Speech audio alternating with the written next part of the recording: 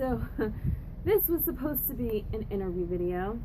I had recorded this already on my other camera, but that other camera, I don't know what the fuck is wrong with it. The video got lost. It's like it like recorded it and it showed it recorded it, and then when I tried to transfer it onto my computer, it was like, oh, file not found. I'm like, are you friggin' kidding me? Searching the camera, nope. It was like, I don't know, corrupted or whatever. I'm like, I fucking hate that thing. I'm ready to fling it against the wall. So it's not really an interview video because I've already done my interview with her. So this is kind of like a recap of everything I've recorded that you won't get to see because that camera's a piece of shit. So anyway, this is a Djinn spirit. This is a female Djinn spirit, and she's inhabiting this thing. And one of the things that I said in the video is, like, if you see like a genie Djinn spirit in a lamp and you're like, yeah, right. Or you see like a fairy spirit inside of a fairy doll, you're like, yeah, whatever. But the thing is, it's like you would choose something that maybe looks familiar to you, is a representation of you. I mean, think about it. In life, if you're pretty happy with the way you look, that was, you know, your outward looks really were important to you. You had blonde hair that you loved, or maybe you dyed your hair blonde. You had blue eyes. You might find a blonde hair, blue-eyed doll. Because that is a representation of you.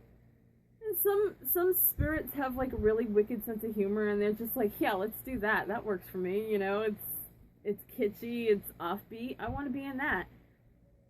It has a lot to do with their personalities, what makes them comfortable, and what they feel is a representation of themselves. So if you see like other Djinn spirits or fairy spirits and they're in stereotypical vessels, don't be like, yeah, right, because it may make them feel comfortable about themselves. So anyway, this spirit, she's a female spirit. Now, I just actually kind of found this out today, and it's really very interesting. There is a huge distinction between male Djinns and female Djinns. Now, male Djinns are the ones who can kind of like grant the wishes. They can help your spells manifest themselves. Female Djinns are very different. Their powers are that they can control other spirits. Now that's very good news for anybody that is psychic, anybody that works in necromantic type magic or voodoo. That's a very good thing, because a spell may go wrong, or you may go investigate someplace and you get an attachment to you that you may not want. Female Djinns can control these spirits until you are able to get a grasp on the situation. And once I got that from her, it made sense to me, because if you had watched the July 2019 announcements video, you would have seen that I said that my female Djinn came to me and said that there was a pedophile spirit that was causing problems. And it was outside the house because she would not let that thing in. She was keeping it away from the children's spirits when the children went out with me. But again, to exert that energy to keep another spirit at bay, it drains them.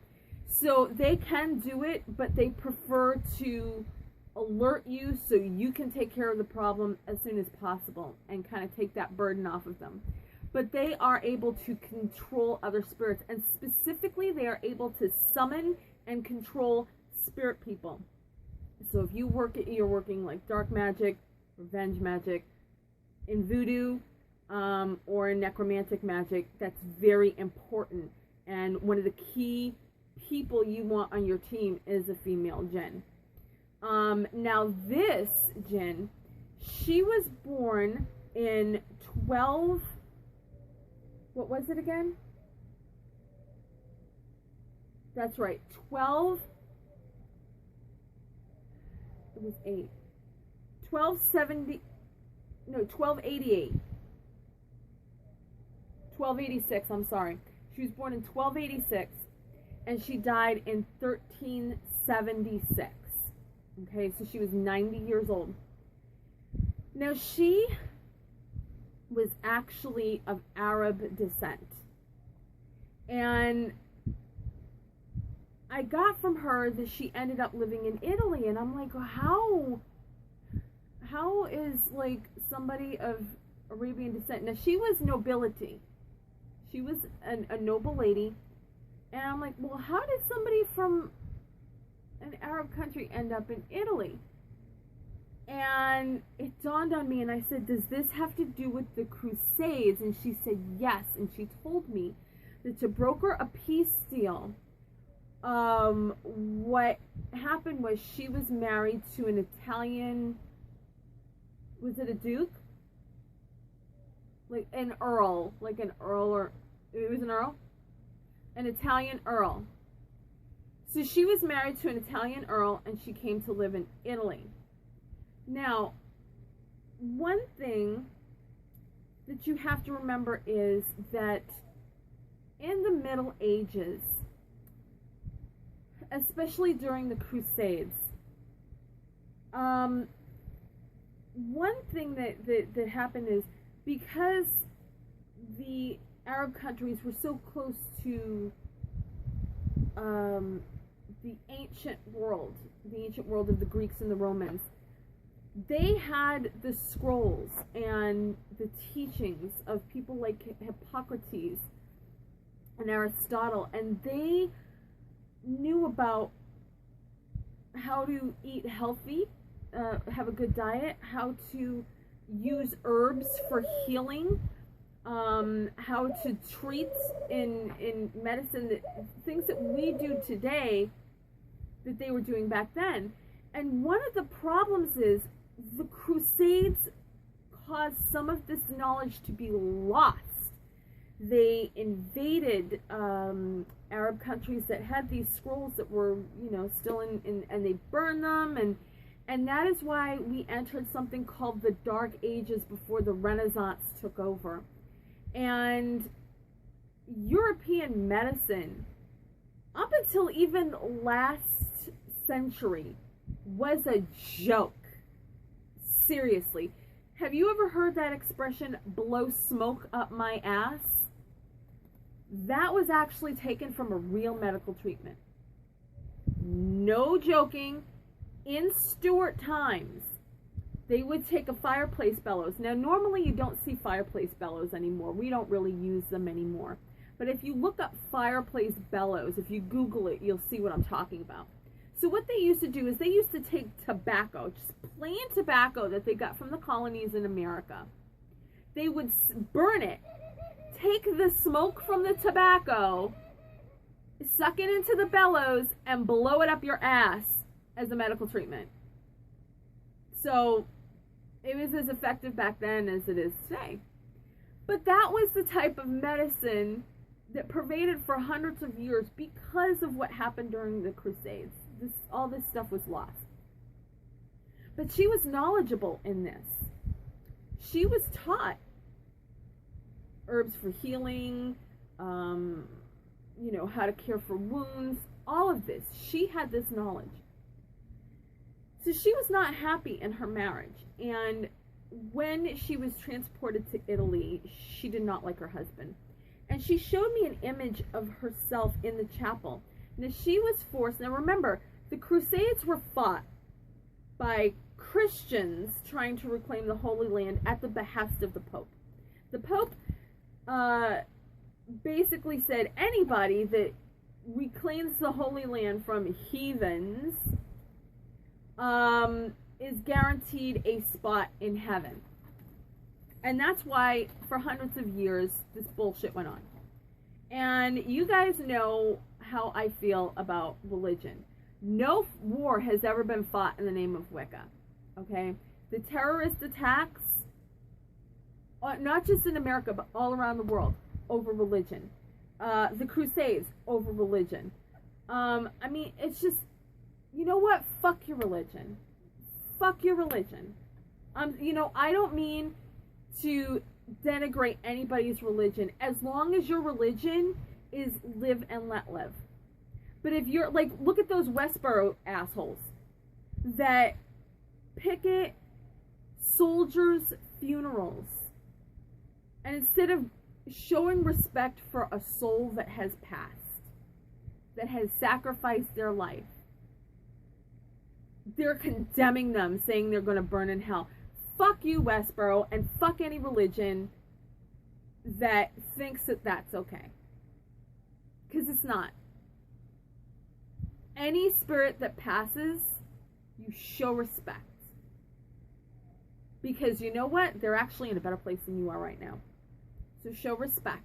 That's why when I go to a cemetery, I treat them with respect. If you watch that video, I was there replacing flowers that had blown away. You show them respect. Because you know what? They actually now know more than you do. And they actually now are more capable than what you are. So show them respect. And any religion that does not show respect for the dead, fuck your religion. Okay? That's the way I feel. If you wanna come at me, if you wanna make comments saying, you know, fuck my religion, hey, you know what? Wiccans don't start any wars. Wiccans haven't terrorized anybody. So, but that's off the point. The point is that she came to Italy with this knowledge. Now, she had 2 sons and 3 daughters. Now, keep in mind, these are the Middle Ages. And during that time, you could have 8 children and you'd be lucky if 3 survived. There was, you know, plagues, the Black Plague ripping through Europe. There was smallpox. There was all kinds, typhoids, all kinds of stuff. And diseases that people just died in millions from. And every single one of her children survived because of the knowledge that she had of herbs and medicine. She had her own garden. She and her husband did not get along. He wanted to force her into Catholicism, and she showed me that she was in a chapel, and while it looked like she was praying to the Catholic God, she was actually praying to her Allah to give her the strength to serve him. And this is what she said, to give him the strength to serve him on this earth and do his work here on this earth. And she did. The servants loved her. She treated them as you would any other human. She never thought she was above anybody else. The serfs and the villagers that served this earl in the surrounding countryside, they would come to her for healing medicines. They would come to her if they would come with their children if the child was sick, and she would look at them and she would heal them, and she never charged for any of it. Never. She didn't need the money. She never charged them for it. She gave her help free of charge. And she is actually still capable of healing. She's able to heal on a Reiki level. So think about who this Djinn is, which I am referring to her as D, because as you know, I never say out loud their names. Only the person that they are going to will know their true name. But her name starts with a D. So D is not only capable of controlling spirits and keeping you safe and keeping your home safe by controlling them, but she can also heal. So you are going to get a powerful, multi-talented spirit. And not only that, but she isn't an extremely emotional person. She is very clever, and it's like a chess player. Whatever move she makes, she's able to see, okay, if I move here, what's the consequence? This is the consequence here, this is the consequence here, this is the consequence here. So if I move here, this is the consequence and this is the consequence. So she plans out. I mean, she can see the whole picture of what's about to evolve. If this event happens, these are the reactions, so I have to plan for that. If this happens, I have to plan for that. So she's almost like a general, looking ahead at what everything, the whole layout could be, and all the consequences, and she has the plan. And I like that, because that's the way I function. I try to look and see, you know, what this move will be, and so she is very good. She is very calm, and she is a calming influence, and she is very sure about what she does. And she's, like I said, she's clever and she's confident, and that is a huge, huge asset to anybody that does magical work, anybody that is psychic. She is a major asset to anybody. So what I'm going to do is I am going to leave the link to her. She's going to be on the Witchery for a week, and then I'm going to transfer over to eBay if she is not sold. Of course, every time I put a spirit over on eBay, I have to bump up the price because of the extra costs involved. So she is going to be on the Witchery for 1 week. The link to her on the Witchery is down here in the description. Once she's sold, then that link won't work on the Witchery, and I will not have the link for the eBay in the description, because she won't go on eBay until after this video has already been posted and out there. So if you are interested in Dee, and I mean, I'm telling you, jump on her now, because she's like, I don't think I've come across a Djinn like her before. She is very smart,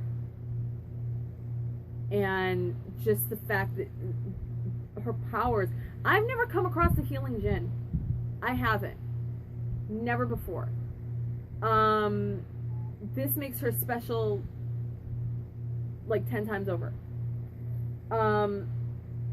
So I would jump on her, and keep in mind, I do have a couple more spirits that have been waiting for a couple of months now to find a home, and I'm going to be transferring them over to eBay this week. They're still going to be on the Witchery, but I'm going to transfer them over to eBay this week, but they still need a home. So if you're not necessarily interested in a Djinn, you're just looking for, you know, some regular old spirits, and I don't mean that in a bad way, you know, but Belinda is very interesting. She is a very interesting spirit, especially if you're interested in voodoo. She's a very interesting person to get to know, because she was never technically a person. She was sentient energy from a spell.